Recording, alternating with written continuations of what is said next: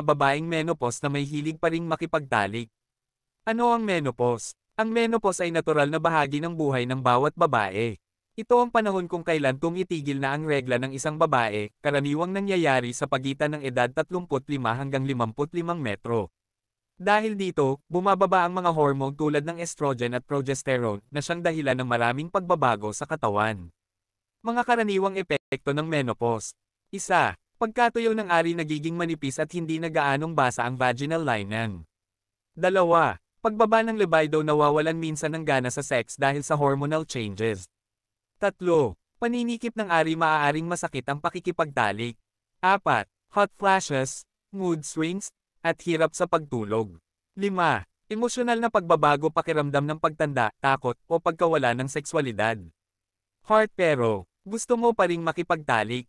Walang masama doon. Normal, natural, at ganap na tama na ang isang babaeng menopausal ay may sekswal na pagnanasa pa rin.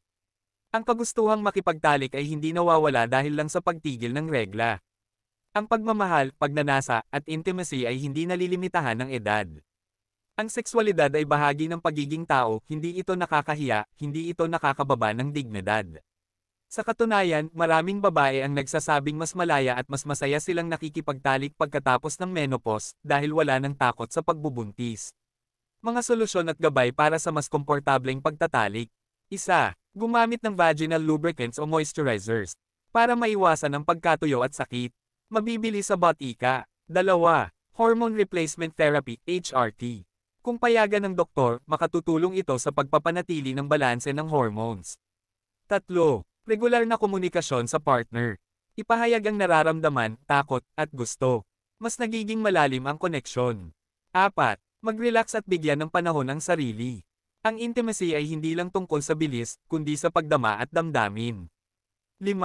Ehersisyo at balanseng pagkain. Para sa overall health at mas magandang pakiramdam sa katawan. 6. Maging bukas sa bagong paraan ng intimacy.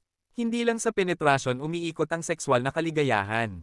Ang halik, haplos, at emosyonal na koneksyon ay mas makapangyarihan. Ang sekswalidad ay hindi natatapos sa menopause.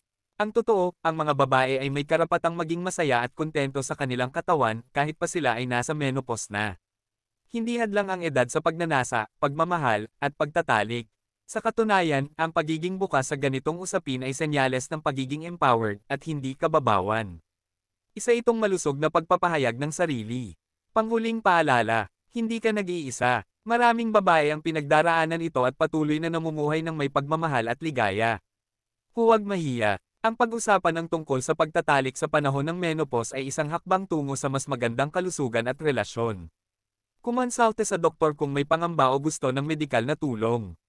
Huwag kalimutan mag-like, share, subscribe at click ang notification bell.